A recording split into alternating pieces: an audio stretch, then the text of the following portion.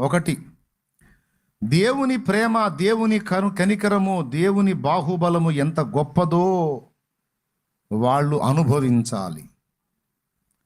మాటలతో తెలియటం వేరండి, ప్రాక్టికల్గా అనుభవపూర్వకంగా తెలుసుకోవటం వేరు. అబ్బాయి కరెంటు పట్టుకుంటే షాక్ కొట్టిద్దిరా అని మాట చెప్పామనుకో, అది ఎట్టుంటుంది అని అడగనే జరిపోయింది వీడికి. ఒక్కసారి అట్ట పట్టించామనుకో, ఇక జన్మలో అడగడాడు. దేవునికి స్తోత్రం, హల్లెలూయా. ఏం లేదు, ఒకవేళ అందులో కూడా ఒక చేతిలో పెట్టుకుని ఎట్టుంటుంది అన్నట్టు అట్ట అంటించి తీస్తే చాలు, ఎగురుతాడు కాసేపు. అర్థం?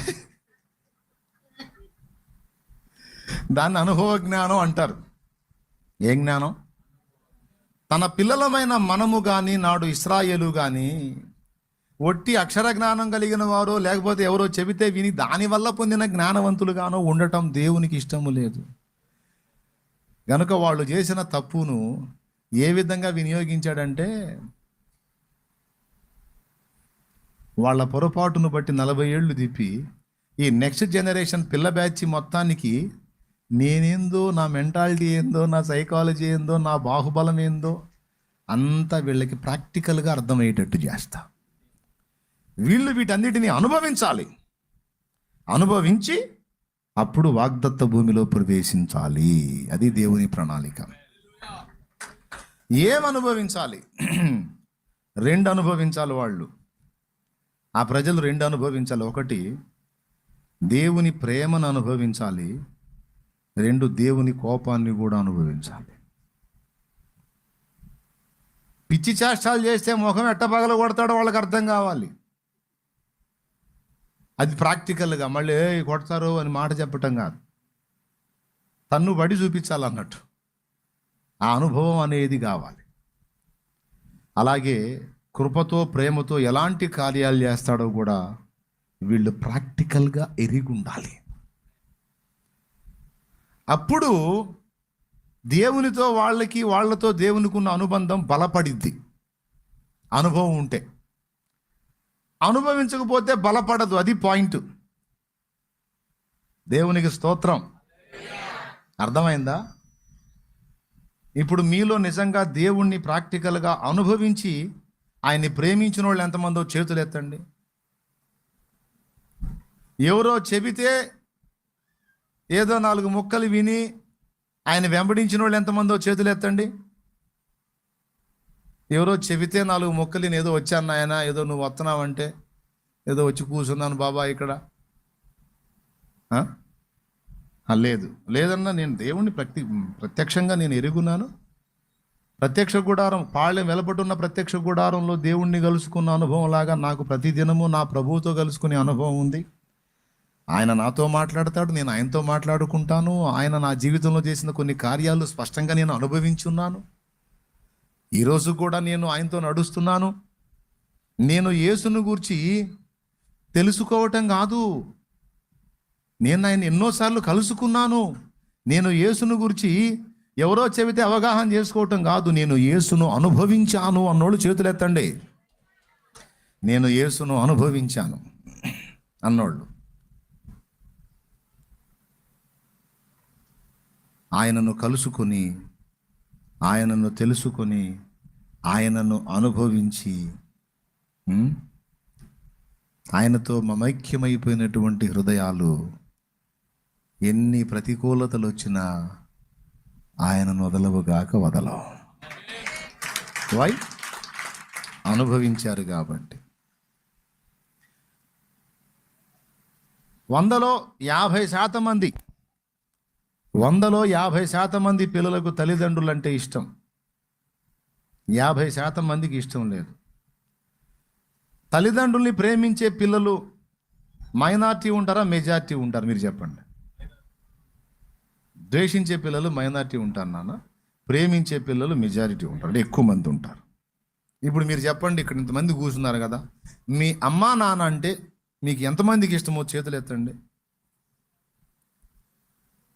మీ నానంటే మీకు ఇష్టం, మీ అమ్మ అంటే మీకు ఇష్టం, ఎంతమందికి ఇష్టం? నాకైతే ఫుల్.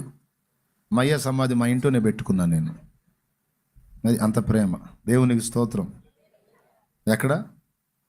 మా ఇంట్లోనే అక్షరాల వాస్తు బుస్ అని తేల్చడానికి నీట్గా తీసుకొచ్చి ఈశాన్య మూలలో పెట్టాం అయ్యే సమాధి. వాస్తు లేదు, తొక్క లేదని రుజువు చేయాలిగా మరి. అందుకు ఈశాన్య మూల ఇవ్వడం సమాధి పెడతాడా? మా ఇంటికి వచ్చి చూడండి, ఉంటుంది మా నాన్న సమాధి. శ్మశాన వాటికలో లేదు, మా ఇంట్లో ఈశాన్యంలో ఉంది. చూసినోడికి అది సమాధానం చెప్పిన దాకా మామూలుగా ఏదో అడుగు అనుకుంటాను, చూస్తుంటాడు. చిన్నగా చూస్తాం మా నాన్న సమాధానం 2 అడుగులు వెనక్కి సమాధా. బయటవాడికి భయం, కానీ అందులో ఉంది మా అయ్య. దేవునికి స్తోత్రం. ఒక మాట చెప్పండి, బయట సమాధుల దగ్గరికి పోవడానికి నువ్వు భయపడవా? మీ నాన్న సమాధి దగ్గరికి పోవటానికి అసలు ఏమన్నా భయం ఉంటుందా? ఇంకా చెప్పాలంటే మనసు బాగలేనప్పుడల్లా, ఇంట్లో ఇబ్బంది పెట్టినప్పుడల్లా పోయి ఆడే కూర్చునేది. ఎందుకు అన్నావు నాన్న నన్ను, ఈ పాడు లోకంలోకి ఎందుకు తెచ్చావు నాన్న నన్ను, నరకం కనపడుతుంది నాన్న నాకు అని ఏడ్చుకునేదాన్ని నాన్న దగ్గరే. ఏమంటారండి? బయట సమాధుల దగ్గర భయం ఎందుకు ఏమండి? ఒకడు సెకండ్ షో సినిమా చూసి వస్తున్నాడంట. సెకండ్ షో సినిమా చూసి ఊరికి వస్తున్నాడు. వాడి కర్మగాలి ఊరు బయట శ్మశానం ఉంటుంది. ఎంట్రన్స్లో ఒకడు ఇల్లు కట్టుకున్నాడు. ఆ శ్మశానాన్ని కానిచ్చి ఊరికి బయటకు వచ్చి ఒకడు ఇల్లు కట్టుకున్నాడు. నైట్ వీడు సెకండ్ షో అయిపోయి 2ంటికి వస్తున్నాడు. వీడు వచ్చే దారిలో ఆ శ్మశానం ఉంది, ఆ సమాధులు ఉన్నాయి. ఆ సమాధి అడుగు ఉంటుంది కదా, అడుగులాగా. వాడింట్లో కరెంటు పోయింది. ఆ 2ంటికి కరెంటు పోయి వాడికి గాలి ఆడక ఆ ఇంట్లో నుంచి బయటకు వచ్చి ఆ సమాధి అడుగు మీద కూర్చున్నాడు. వీడు సెకండ్ షోకి పోయి వస్తున్నాడుగా. ముందే శ్మశానం అనగానే ముందు ఒక టెన్షన్గా, దయ్యాలు ఉంటాయేమని భయంగా. వీడు సరిగా వాడి సమీపంలోకి రాగానే వాడు ఇసురుకుంటా కూర్చున్నాడు. ఆ చీకటి మసక మనిషికి వెళ్ళాడితే ఇసురుతున్నట్టు అర్థం అవుతుంది. వీడు వాడిని అడిగాడు, ఎవరు నువ్వు, ఏంది ఎడ కూర్చున్నావు అన్నాడు. వాడన్నాడు, లోపల గాలి ఆడగా బయటకు వచ్చాను అన్నాడు.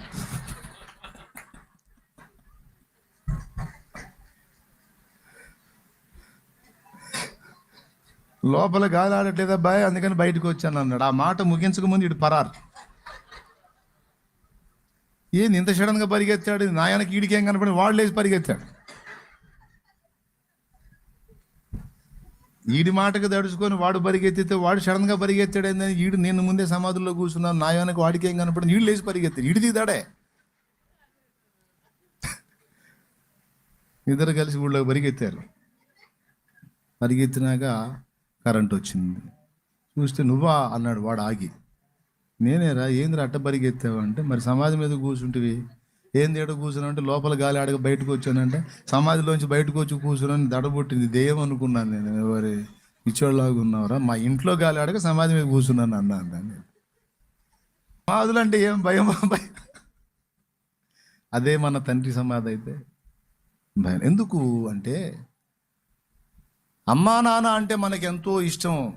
వారు సమాధి చేయబడిన స్థితిలో ఉన్నా సరే మనకు భయం ఉండదు. ఎందుకంటే వాళ్ళని మనం అనుభవించాం.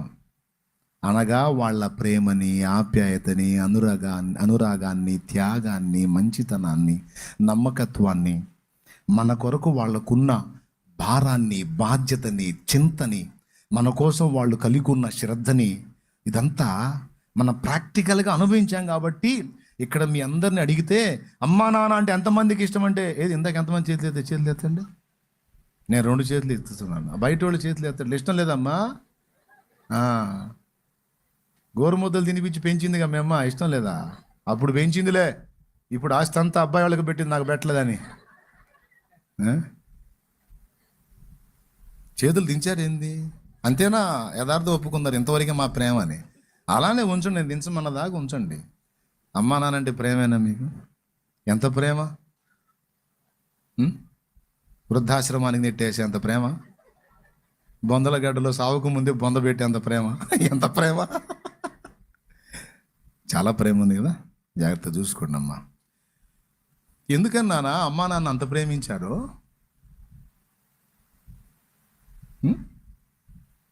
ఎందుకు నీకు మనసు బాధపడితే వెళ్ళి నాన్న సమాధి దగ్గర కూర్చుంటావు, లేకపోతే నాన్న బతికుంటే పోయి నాన్న దగ్గర కూర్చుంటావు?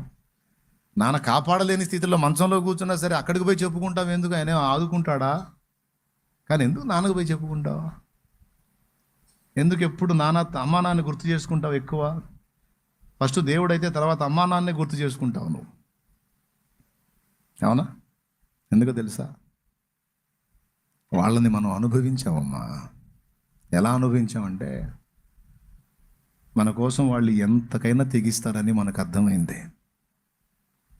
మనకు జ్వరం వచ్చి ఆసుపత్రిలో ఉంటే అమ్మా నాన్న, అమ్మేమో మన దగ్గరుండి మనకి ఆ ఇడ్లీ, ఆ మజ్జిగ, ఆ జ్యూసులు, ఆ టైంకి ఆ టాబ్లెట్ వేసి ఈ ఊడిగం అంతా అమ్మ చేస్తే ఇవన్నీ రవాణా చేసే కార్యక్రమం నాన్న చేస్తుంటాడు.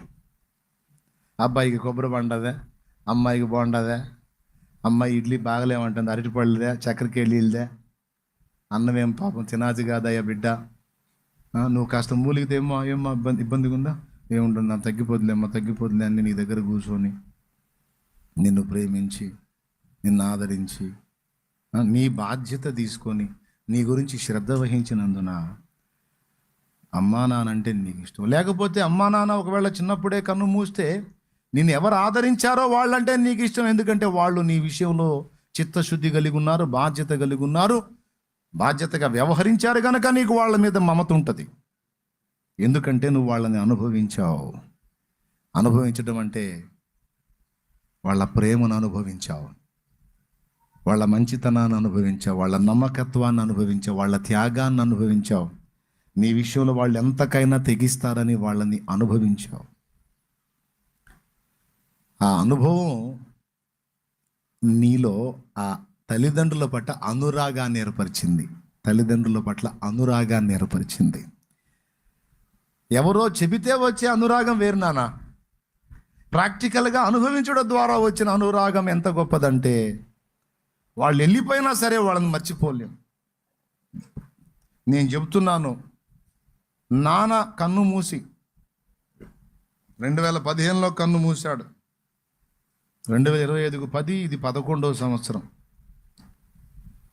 ఆయన లోకాన్ని విడిచి 11 ఏళ్ళు అయింది. కానీ ఇంతవరకు ఒక్క రోజు కూడా ఆయనను గుర్తు చేసుకోకుండా నా రోజు గడవలేదు. ఒక్క రోజు కూడా నాన్నను గుర్తు చేసుకొని రోజు లేదు నా జీవితంలో. ఇప్పుడంటే కన్ను మూసాడు కాబట్టి గుర్తు చేసుకుంటావులే బ్రదర్, ఉన్నప్పుడు గుర్తు చేసుకుంటావు అని. హలో, నాన్న సజీవంగా ఉన్నప్పుడు సైతం ఆయనను గుర్తు చేసుకోని రోజు లేదు నేను. ఎందుకు? జన్మనిచ్చిన తండ్రి, ప్రేమగల తండ్రి, కుటుంబ బాధ్యతను నెరవేర్చడానికి తన శక్తివంచన లేకుండా కష్టపడ్డ తండ్రి, తల్లి అని అమ్మా నాన్నల్ని నా హృదయంలో పెట్టుకున్నా. మీరు ఏమన్నా అనుకోండి, ఇది మీకెందుకు చెప్తున్నానంటే మీకు కూడా మంచి మాదిరిది. జన్మనిచ్చిన తల్లిదండ్రిని ప్రేమించని వాడు దేవుని మెప్పు పొందలేడు. దేవుని మెప్పు పొందలేడు. దేవుడు మరుగై ఉంటాడు. నీ కళ్ళ ముందు ఉంచింది తల్లిదండ్రుల్నే. వాళ్ళని నీవు సన్మానించినప్పుడు, ప్రేమించినప్పుడు, వాళ్లకు న్యాయం చేయనప్పుడు నువ్వు దేవునికి ఏం చేసినా దేవునికి తృప్తి ఉండదు. గుర్తుపెట్టుకోండి అమ్మా. ఆడపిల్లలారా, మీ భర్తలకు సపోర్ట్ చేయండి. తల్లిదండ్రులను తను ఆదరిస్తుంటే అడ్డు తగలకండి. సైతానుల్లాగా, దురాత్మల్లాగా అడ్డు తగలవాకండి. ఎందుకంటే అది ఎంత పుణ్యఫలం అంటే అది నీ కుటుంబం పచ్చగా వర్ధిల్లడానికి కారణమైంది. నీ ఇంట ఎప్పుడు సమృద్ధి ఉండటానికి అది కారణమైంది. వాళ్ళ నోటికి కొడుకుగా అతడు అందించే ఆ పట్టెడన్ను నువ్వు కానీ ఆపావంటే ఆ ఉసురు నీకు తప్పకుండా, నీకు నీ బిడ్డ తరం తగిలిద్ది. తాతకు పెట్టిన బొచ్చ తరతరాలు తప్పదని పెద్దలు సామెత చెప్తారు. ఆ కర్మ నీకు పట్టిద్ది. ఇప్పుడు జవసత్వాలు బాగున్నాయని వెర్రవీగుతూ మిడిసిపడుతున్నావేమో. ఎగిరి ఎగిరి ఎగిరి ఎప్పుడు పడతావో తెలియదు. కోడి పిల్ల పడ్డట్టు పడతావు. కర్మ చుట్టుకుంటుంది. జాగ్రత్త. కొడుకుగా అతడు తల్లిదండ్రుల్ని చూడాలి. వాని కష్టం తల్లిదండ్రులు తినాలి. ఎందుకంటే వాళ్ళ కష్టం తిని నీకు భర్త తయారయ్యాడమ్మా. ఈనాడు వాళ్ళు చాకిరీ చేసుకోలేని స్థితిలో పట్టడన్నం వాడి కోసం ఎదురు చూస్తున్నప్పుడు అంత ఆహారం వాడి ద్వారా వాళ్ళకి అందకపోతే వాళ్ళ ఉసురు వాడికి, ఆ ఉసురు వానొక్కడికి కాదు, నీ కుటుంబం మొత్తానికి శాపమైతే. అందుకే అవసరమైతే ఏమమ్మా కోడలా, నీ అత్తమామలకి ఇదిగో సాయం చేసి రాపో, నీ భర్తకు నువ్వే ఇచ్చి పంపించు. నువ్వు నీ పుట్టింటోళ్ళకి మొత్తం లైన్ చేసుకుని అత్తింటోళ్ళకి పిండం పెట్టవాకమ్మా. నీకు పెడతారు పెద్ద పిండం. నేను చెప్పేది వాస్తవం, మీకు మండితే లేచిపోండి, ఇబ్బంది ఏం లేదు. లేదురా అబ్బాయి నువ్వు చెప్పేది కరెక్ట్ అంటే కూర్చోండి. దేవునికి స్తోత్రం. అంటే ఈ టైపులో ఉన్న వాళ్ళకి మండిద్ది. ఇట్లాంటి మాట్లాడాలి ఎందుకు కనుక వాక్యం చెప్పుకోక అంట.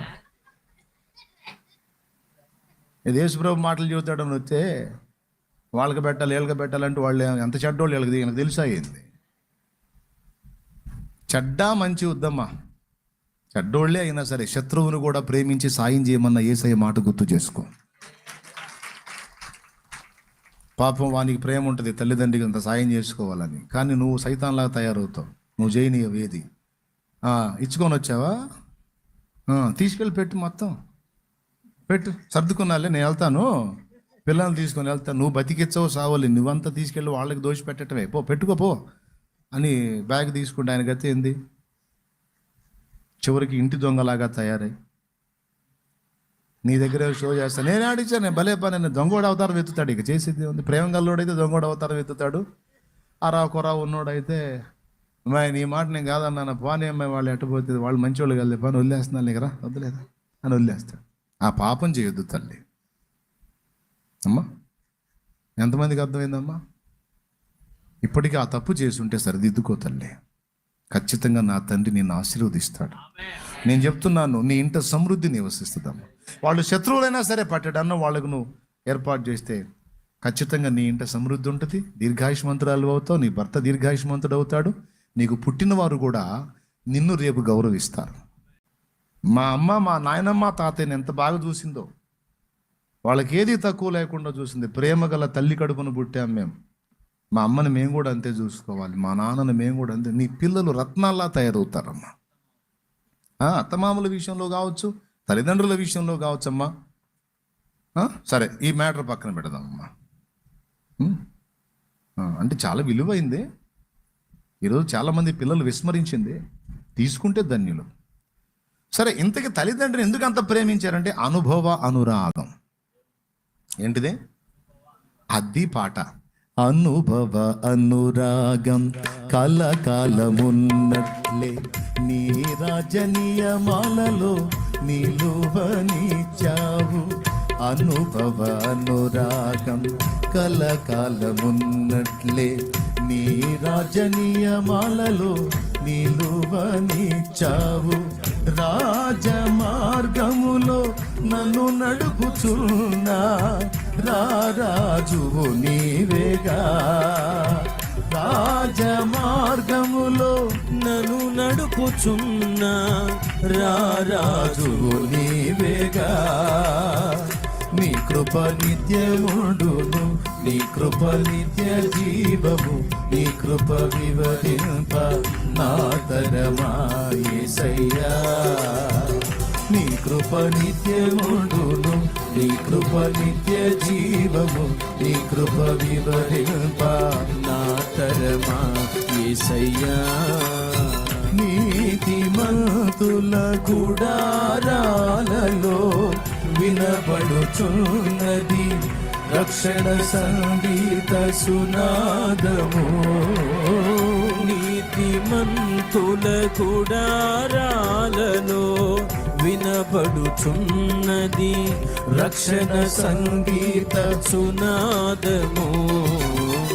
నీ కృప నిత్యముండును, నీ కృప నిత్య జీవము, నీ కృప వివరింప నా తరమా యేసయ్యా.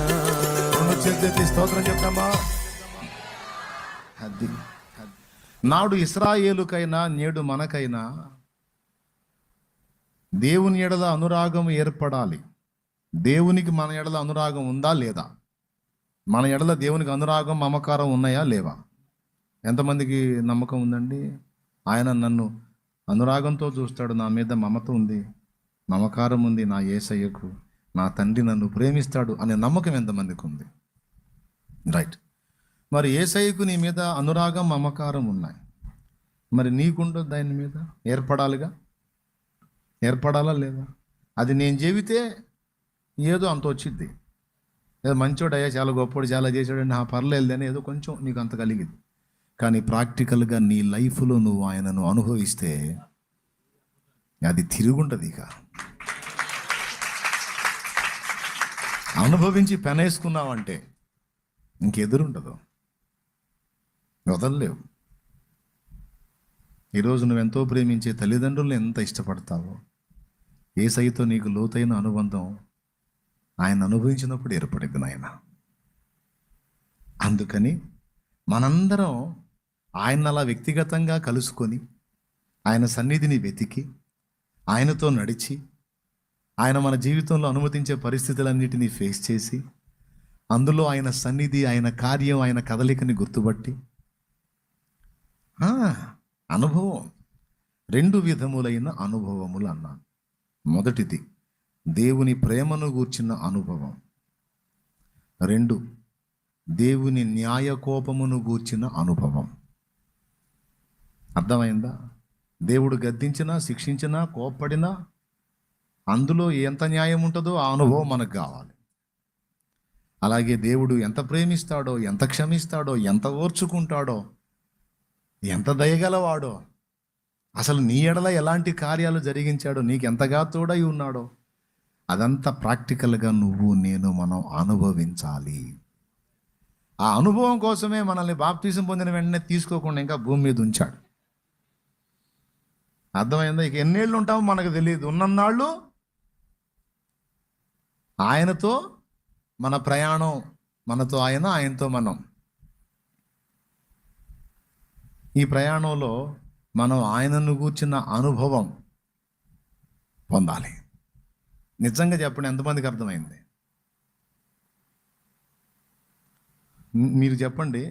నేను ఆయనను, ఆయన ప్రేమను, కరుణను, కనికరాన్ని, మంచితనాన్ని, స్పర్శని, ఆదరణని నేను అనుభవించానన్న నా యేసయ్యలో అన్నోళ్ళు నిజంగా చేతులు ఎత్తండి. నిజంగా అనుభవించారా? బయట వాళ్ళు కూడా అనుభవిస్తే చేతులు నిజంగా అనుభవించారా? అట్లయితే అనుభవపూర్వకంగా మీలో ఏర్పడిన ఈ అనురాగం కలకాలం ఉంటుందన్నాడు భక్తుడు. ఇది అల్పకాలం ఉండేది కాదు. అనుభవించిన అనురాగం కలకాలం ఉంటుంది, శాశ్వతంగా ఉంటుంది. అర్థమైందా? అలా కాకుండా అరాకొర అనుభవించి దాటి వెళ్ళామనుకో, అంత లోతైన అనుబంధం ఏర్పడదు యేసయ్యతో. ఇప్పుడు మీకు చాలా వరకు అర్థమైంది. ఎలా అనుభవించారు మీరు అంటే, కొన్నిసార్లు మీరు తప్పు చేసినప్పుడు ఆయన క్షమించి మళ్ళా నిన్ను మన్నించి నిలబెట్టినప్పుడు ఆయన ప్రేమ, క్షమ, ఆయన ఓర్పు నీకు అర్థమైంది. గుండె చెదిరిన వేళ భయపడి నువ్వు గందరగోళం అవుతుంటే వాగ్దానం ద్వారా నీతో మాట్లాడుతూ ఎప్పటికప్పుడు నీతోనే. ఏమండి, నాకు తెలిసిన ఒక ఆయన ఉన్నాడు, వాళ్ళమ్మ దేవుడిని నమ్ముకుంది, నేను నమ్ముకోలే. పొలం వేసాడు, నష్టం వచ్చింది. ఎంత నష్టం వచ్చినా సెల్ ఫోన్ పోలా. జేబులో సెల్ ఫోన్ ఉంది, చేతిలో పురుగు మందు డబ్బా ఉంది, తీసుకొని పొలానికి పోయాడు. ఆయనే చెప్పాడు, నాకు తెలియదు. పురుగు మందు డబ్బా ఎందుకు తీసుకెళ్ళాడంటే తాగి ఆ పొలంలోనే చచ్చిపోదామని పోయాడు. నిజంగా పొలంలో కూర్చున్నాడు.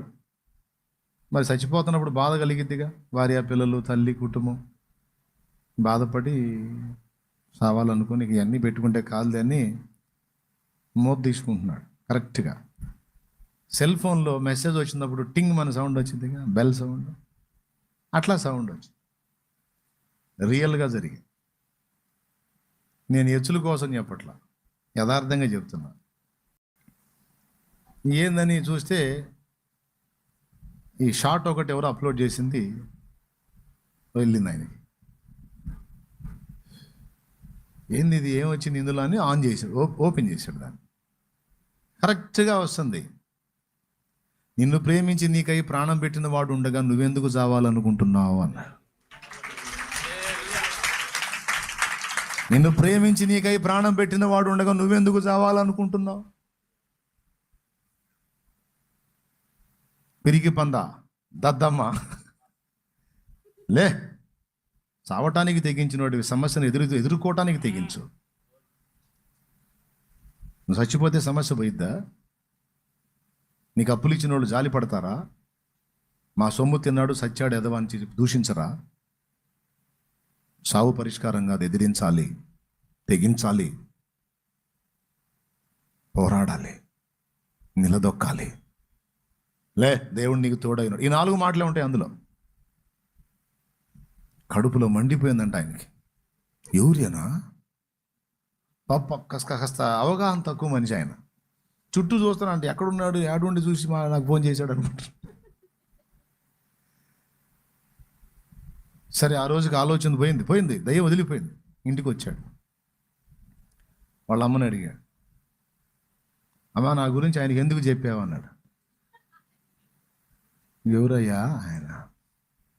నేను పొలంలో కూర్చుంటే ఒక ఆయన నాతో మాట్లాడుతున్నాడు, ఆయనకి ఎందుకు చెప్పావు? నా వ్యవహారం ఆయనకి ఎందుకు చెప్పావు అన్నాడు. ఆయన ఎవరు, నీ వ్యవహారం ఏందిరా, నీ గోల పోరయ్యా అన్నాడు.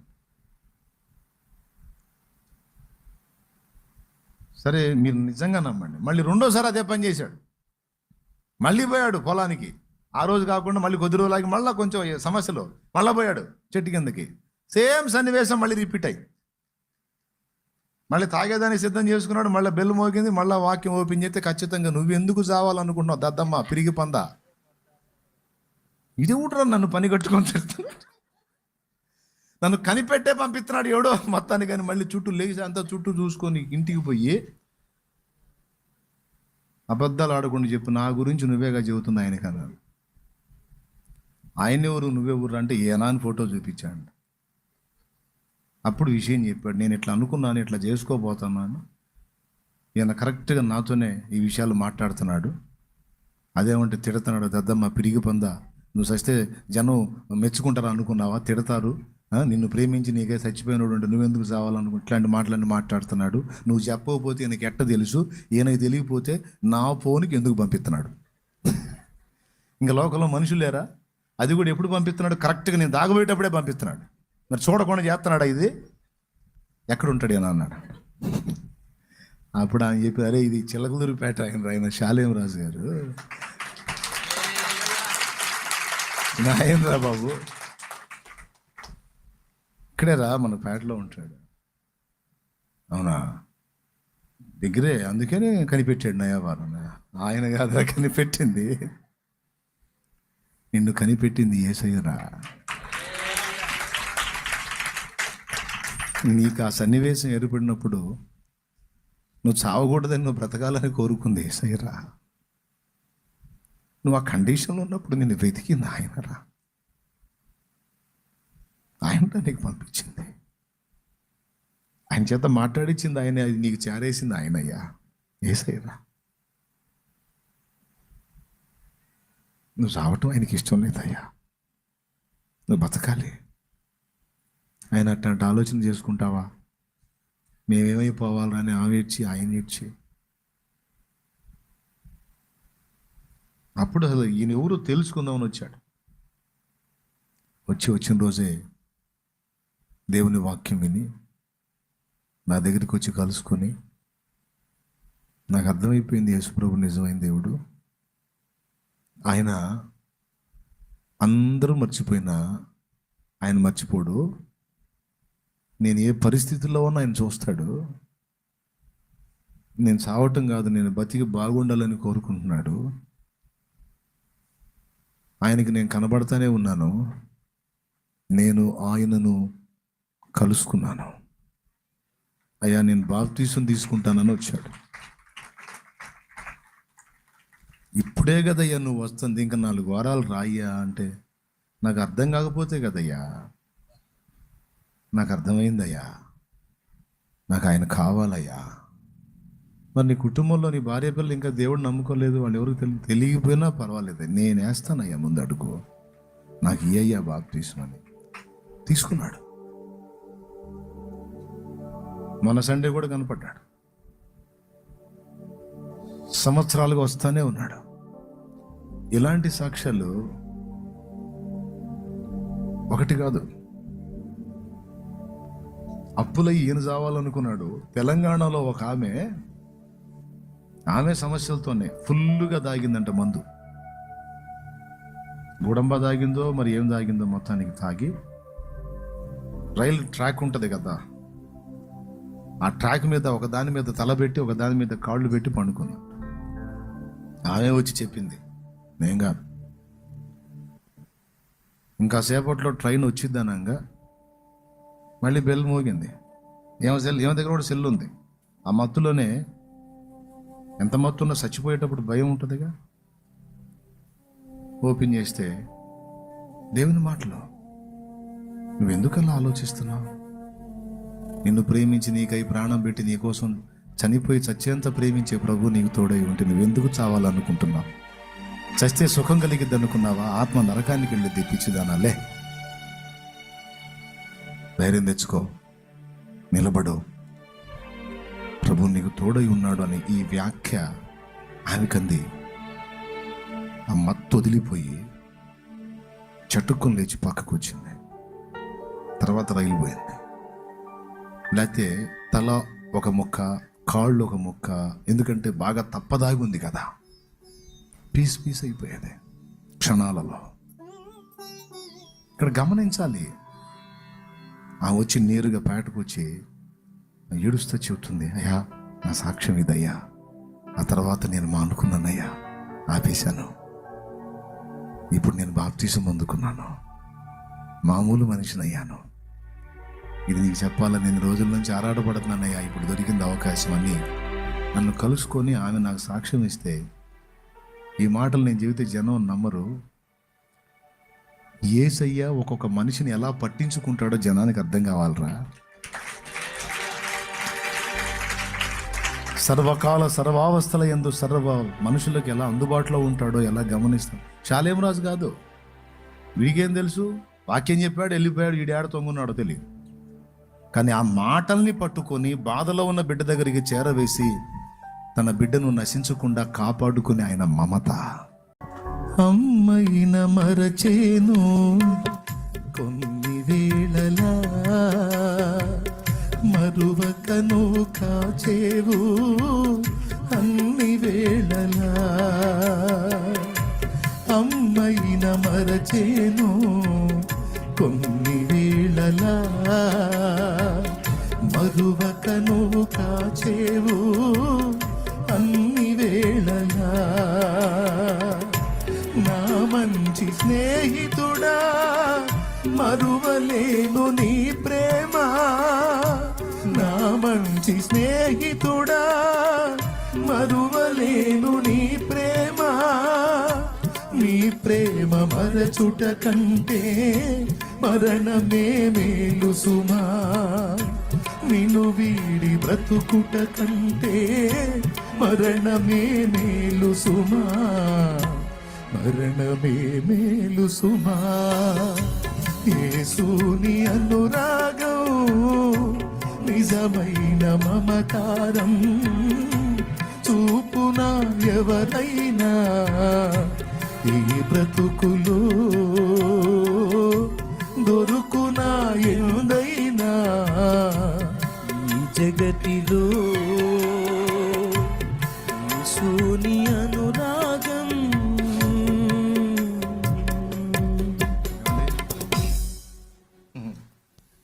వాగ్దానాలు చేస్తారు, ప్రమాణాలు చేస్తారు, పెద్ద పెద్ద మాటలు పలుకుతారండి కొంతమంది. పరిస్థితులు విషమించినప్పుడు ఎవరు ఉండరు. ఎవరుంటారు? పెద్ద పెద్ద వాగ్దానాలు చేస్తారు, కానీ పరిస్థితులు తారుమారైనప్పుడు మాటలు ఏవి గుర్తుండవు. అందరూ వదిలేసి వంటలను చేస్తారు. అలాంటి పరిస్థితులు నువ్వు ఎదుర్కొన్నప్పుడు ఆయన నీకు సమీపించిన తీరు, నిన్ను ఆదరించిన తీరు, ధైర్యపరిచిన తీరు, బ్రతికించిన తీరు, నిలబెట్టిన తీరు నీకోసం ఆయన చేసిన కార్యాలు, ఆయన ప్రేమ, వాత్సల్యత, మంచితనం అంత ప్రాక్టికల్గా నువ్వు అనుభవించడం ఉన్నది చూసావా? అలా అనుభవంతో ఏర్పడిన అనుబంధం, అనురాగం, అవి శాశ్వతం. అలాంటివి నీలో నాలో ఏర్పడాలంటే మరి కొంత ప్రయాణం అది భూమి మీద సాగాలి కదా. ఇశ్రాయేలు పిల్లలు, పెద్దవాళ్ళు తప్పు చేస్తే పిల్లల్ని ఎందుకు తిప్పాడంటే 40-50 ఏళ్ల వయసు గలవారై వాగ్దత్త దేశంలో వాళ్లే ప్రవేశిస్తారు గనక. ఈ 40-50 ఏళ్ళు వయసు అంటే అప్పటికే 10 ఏళ్ల బిడ్డ అయితే అక్కడ చేరేటప్పటికి 50 ఏళ్ళు అవుతాడు. సంవత్సరం బిడ్డ అయితే అక్కడికి చేరేటప్పటికి 40 ఏళ్ల వయసు. అంటే అరణ్యంలో వాళ్ళు తిరుగుతున్నప్పుడు వాళ్ళ అవసరాలన్నీ ఆయన తీరుస్తూ, వాళ్ళ ఎడల అద్భుతాలు చేస్తూ, ఆయన వెల్లడి చేసేటువంటి మమతంతా కూడా పసితనం నుంచి వాళ్ళు ప్రాక్టికల్గా అనుభవించి ఉండాలి. ఎంత ఆశించాడో చూడండి. అలా అనుభవించి వాగ్దత్త దేశం చేరి వాళ్ళు వాళ్ళ బిడ్డతనం ఆయన్ని హత్తుకొని ఉండాలని దేవుడు కోరుకున్నాడు. ఇదంతా మనం ఆయనతో, ఆయన మనతో శాశ్వతంగా పెనవేసుకోవటానికి ఉంచిన పరిస్థితి తప్ప ఇంకోటి కాదు. మనల్ని ఇంకా దగ్గర చేసుకోవాలని, ఆనాడు వాళ్ళని దగ్గర చేసుకోవాలని, అనుభవం కోసం, తానేంటో వాళ్ళకి అర్థమయ్యేటట్టు చూపించడం కోసం వాళ్ళని సంచరింపజేసినట్టు ఈరోజు నిన్ను నన్ను కూడా ఆయన సంచరింపజేస్తున్నాడు. యెఫున్నె కుమారుడైన కాలేబు, నూను కుమారుడైన యెహోషువ ఇద్దరు మాత్రమే వాగ్దత్త దేశం చేరారు. ఎందుకంటే ఆల్రెడీ వాళ్ళు దేవుణ్ణి అనుభవించి ఉన్నారు. అందుకే చెడ్డ సమాచారం తెచ్చిన వాళ్ళు 10 మంది అయితే ఈ ఇద్దరే విశ్వాసంతో కూడిన మంచి సమాచారం మాట్లాడారు. యెహోషువ సామాన్యుడు కాదు. మోషే గుడారంలోకి వెళ్ళి దేవుని కలుసుకొని మాట్లాడుతుంటే అందరూ గుడారపు ద్వారముల దగ్గర నిలబడి దేవునికి మొక్కుతుంటే యెహోషువ గుడారంలో ఏం చేస్తున్నాడో తెలుసా? దేవుణ్ణే కలుసుకుంటున్నాడు. ఏమనో తెలుసా? ప్రభువా, నా దైవజనుడు, మా నాయకుడు మోషే కోసం దిగొచ్చావుగా, మహిమతో దిగొచ్చావుగా, ముఖాముఖి మాట్లాడుతున్నావుగా, నా దగ్గరికి ఎందుకు రావు ప్రభు? నువ్వు నన్నెందుకు కలుసుకోవు ప్రభు? నాతో ఎందుకు అలా మాట్లాడవు ప్రభు? నీ దాసుడు, నీ దాసునికి నేను సహకారిగా ఉండి ఈ ప్రయాణం అంతట్లో నేను నడిపించాలిగా ప్రభు. నా దాసునికి, నా దైవజనునికి ఉన్న అనుభవం నాకు లేకపోతే ఎలా? కనుక నేను ఇక్కడే ఉండి మోకాళ్ళ మీద నీ పాదాలు అడుగుతున్నాను, నీ సన్నిధిని వెతుకుతున్నాను. నువ్వు మోషేకే దేవుడవా? యెహోషువకు దేవుడవు కావా? మోషేకే అందుబాటులోకి వస్తావా? యెహోషువకు రావా? మరి నన్ను బలపరచకపోతే ఈ ప్రజల సంగతి ఏంటి తండ్రి? వీళ్ళు ఏమైపోతారు? పాపం ఆ ఒక్కడే కష్టపడుతున్నాడు, ఆ ఒక్కడే అల్లాడుతున్నాడు, ఆ ఒకరికి ఒకడు తోడు అహరోను. మరి నన్ను బలపరిస్తే నేను కూడా తోడవుతాను అయ్యా, సహకారిగా ఉంటాను అయ్యా. నా దగ్గరికి రావా, నాతో మాట్లాడవా, నన్ను వాడుకోవా అని ఏడుస్తున్నాడు. నన్ను వాడుకోవా ఈ ప్రజల కొరకు. ఇప్పుడు చెప్పండి, ఏం చేస్తున్నాడు గుడారంలో? నన్ను వాడుకోయ్యా అని అడుగుతున్నాడు, నా దగ్గరికి రాయ్యా అని అడుగుతున్నాడు, నన్ను బలపరచయ్యా అని అడుగుతున్నాడు, నన్ను వాడుకోయ్యా అని అడుగుతున్నాడు, నాతో కూడా మాట్లాడయ్యా, నాకు కూడా నీ సన్నిధి ప్రత్యక్షపరచయ్యా, నన్ను కూడా అభిషేకించయ్యా అని అడుగుతున్నాడు. మిగిలిన వాళ్ళేమో గుడార ద్వారాల దగ్గరికి వచ్చి మొక్కి దేవుణ్ణి మోషేని ఘనపరిచి వెళ్ళిపోయారు లోపలికి. కానీ యెహోషువ అలా కాదు. ఇవన్నీ అయిపోయిన తర్వాత కూడా గుడారంలో ఏడుస్తానే ఉన్నాడు. అది చెప్పింది అక్కడ వచనం. యెహోషువ అనే యవనుడు గుడారం నుంచి బయటికి రాలేదు అని. అంటే గుడారంలో దేవుణ్ణి కలుసుకుంటున్నాడు, దేవుణ్ణి అనుభవిస్తున్నాడు. తర్వాత మోషేతో దేవుడు ఏమన్నాడో తెలుసా? మోషే, మోషే, నూను కుమారుడైన యెహోషువ మీద నీ చేతులుంచు, నీ తర్వాత నాయకుడుగా నేను అతన్ని ఎన్నుకున్నాను. ఎందుకంటే అతడు నా ఆత్మ గలవాడన్నాడు. నూను కుమారుడైన యెహోషువ నా ఆత్మ గలవాడు, నీ తర్వాత అతని మీద చేతులుంచంటే రహస్యమందు చూచు తండ్రి కనిపెట్టేశాడు. చూసావా? వాక్యాల దగ్గరకు వచ్చి మొక్కి సర్దుకున్న వాళ్ళని, భజన బృందంగా భజన చేసి సర్దుకున్న వాళ్ళని కాదు, దేవుని కొరకు, దేవుని పని కొరకు, ఆత్మల కొరకు భారము కలిగి గుడారంలో పడి ఏడ్చిన వాణ్ణి కనిపెట్టాడు.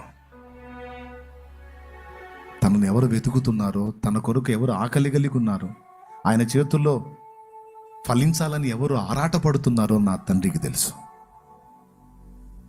ఇలాగ దేవుణ్ణి ప్రాక్టికల్గా, వ్యక్తిగతంగా సమీపించి కలుసుకొని దేవుణ్ణి అనుభవించిన చరిత్ర మోషే తర్వాత యెహోషువకుంది.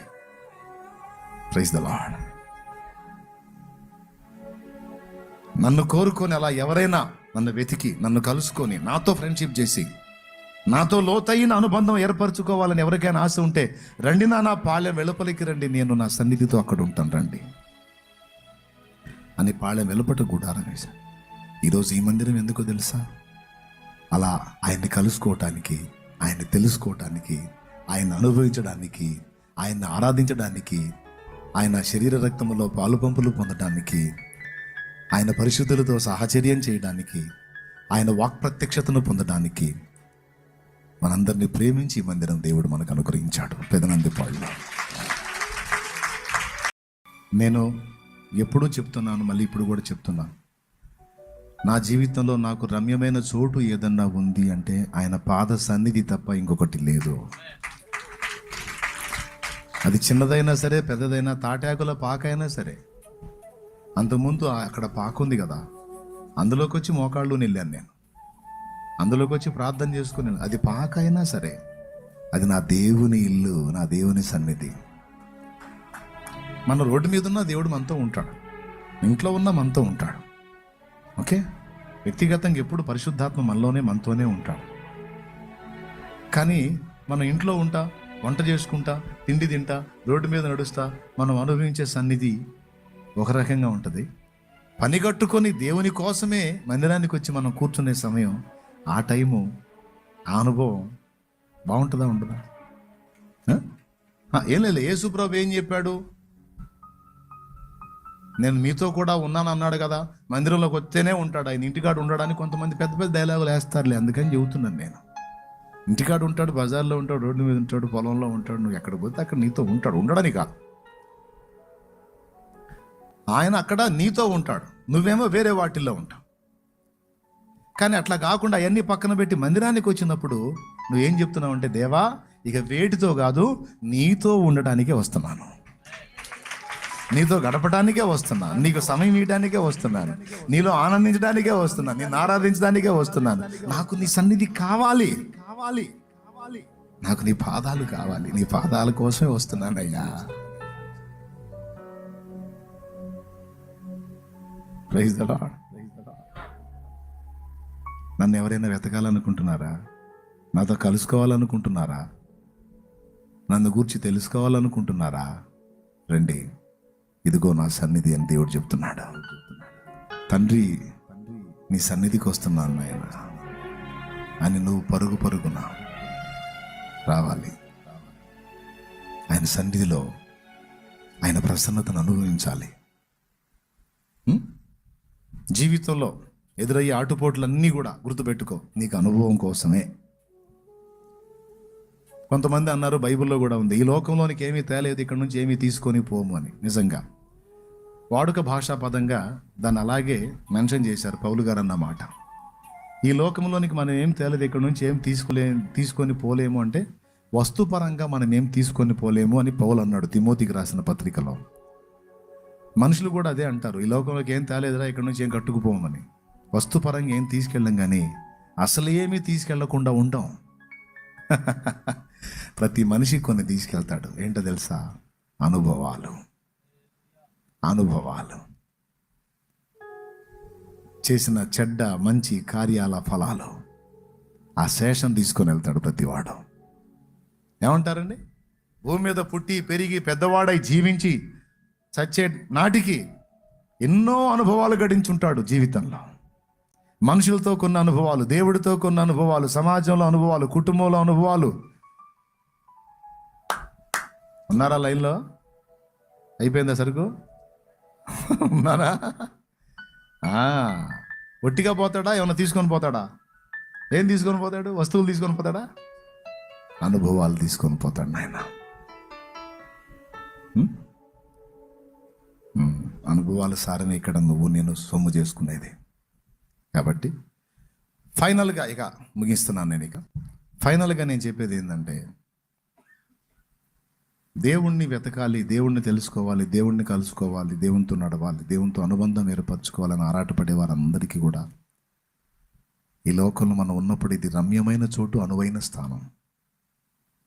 ఆయన సన్నిధి, దానికి మించింది లేదు. దగ్గర అవ్వండి ఆయనకి. ఇంకా నేను చెప్తున్నాను,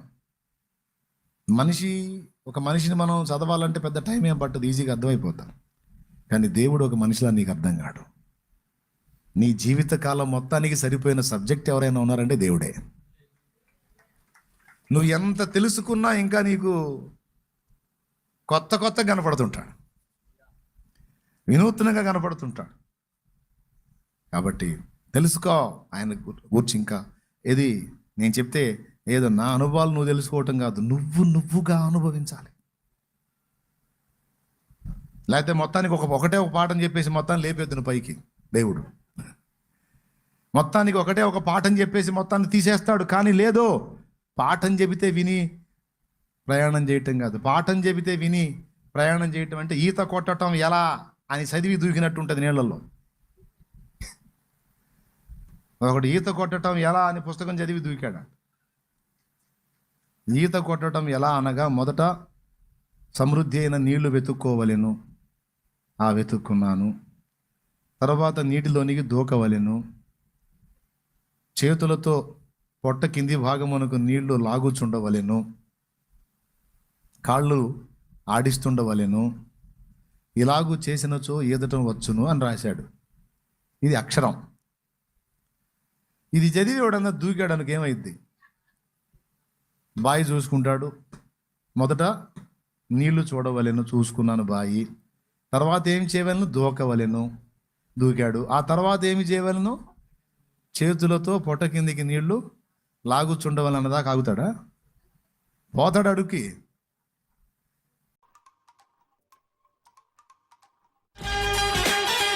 Minimum 20% off plus extra 25% off on duty of Joson. Only on Mint. లాగుచుండవలన్నదాకా ఆగుతాడా? పోతాడు అడుక్కి. అవునా? అటు పుస్తకం చదివితే పరిస్థితి అదే. అనుభవం కలిగింది అడిగితే, ఇటు చదివాను, ఈత నేర్చుకుందాం అనుకుంటున్నానంటే, ఎక్కడ మరి నేర్చుకుంటా అంటే, బావి ఉందిగా మంది, మోట బావి, దిగుదాం అనుకుంటున్నాను. దిగితే సత్తావరా అంట. లోతు బావి కాదురా, మోకాళ్ళ లోతు నీళ్లు చూసుకో. అనుభవం ఏం చెప్తుంది? అనుభవం మోకాళ్ళ లోతు నీళ్లు చూసుకోరా, చూసుకొని దూకు. ఒకవేళ తేడా వచ్చింది, నీకు ఈదటం రాలేదు, మునిగిపోవు. నీళ్ళు మోకాళ్ళు అవుతాయి కాబట్టి లెగుస్తావు. బావి చూసుకొని దూకితే నీళ్లు లాగుచుండవలెను, కాళ్ళు ఆడించుచుండవలెను, ఈ సబ్జెక్ట్ అంతా చెప్పేటప్పటికి పోతావరా రే అంటాడు. దేవునికి స్తోత్రం. ఇప్పుడు చెప్పండి, అక్షర జ్ఞానం అనుభవ జ్ఞానం రెండు ఒకటేనా? వాళ్ళు అనుభవించారు కాబట్టి చెబుతారని. అట్లాగా యేసయ్యను గురించి కూడా నేను అనుభవించాను కొంత, ఇంకా అనుభవిస్తున్నా. మీరు కూడా అనుభవించాలి. అలా ఆయనతో మనతో ఆయన లోతైన అనుబంధం ఇక్కడే ఏర్పరచుకోవడానికి మనల్ని ఇంకా ఉంచాడండి. అది ఏమంటారు? ఇక ఆయన సన్నిధిని వెతుకుతారో వెతకరో నేను చెప్తున్నా, గుర్తుపెట్టుకో. ఫైనల్ ఇది. నీ జీవితంలో, నా జీవితంలో, మన జీవితంలో ఎదురవుతున్న ప్రతి సన్నివేశం వెనక దోబూచులాడుతున్నట్టు దేవుడే ఉన్నాడు. ఆయనే ఉన్నాడు. ఆయన కదలికలే ఉన్నాయి. ఆయన ప్రమేయం, ప్రణాళిక, ఆలోచన ఉంది. ప్రతి సన్నివేశాన్ని నీకు అనుమతించి నీ రియాక్షన్ ఏంటో చూస్తాడు. ఆయన పాదాలను ఆశ్రయించి ప్రతిదీ ఆయన ద్వారా పొందుకోవటం అనేది సాధన చేశావు అనుకో, రైట్, ఇది పద్ధతిదా అని దగ్గర చేసుకోవటానికి, సమస్తము సమకూర్చి నీ మేలుకే రప్పించడానికి మన లైఫ్లో క్రీస్తు రక్తంలో కడగబడిన మనందరి జీవితాల్లో కార్యాలు చేస్తున్నాడు ఆయన.